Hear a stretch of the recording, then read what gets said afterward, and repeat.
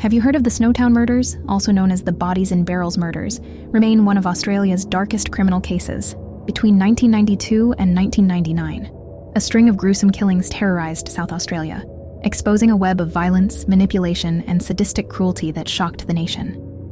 Snowtown, a small rural town north of Adelaide, was once unremarkable, a quiet place, untouched by the chaos of the outside world.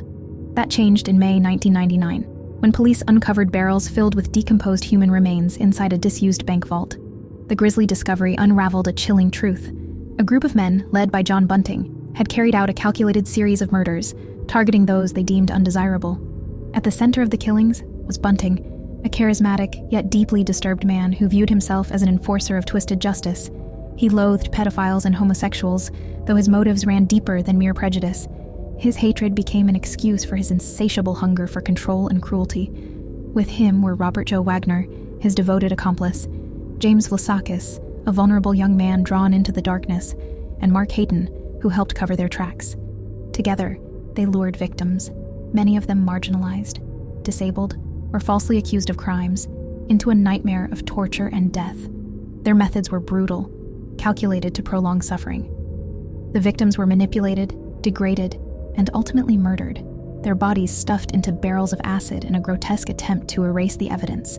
The sheer scale of their cruelty remained hidden for years, their crimes dismissed as mere disappearances, until the barrels surfaced, revealing the depth of their atrocities. The discovery in Snowtown shattered the illusion of safety.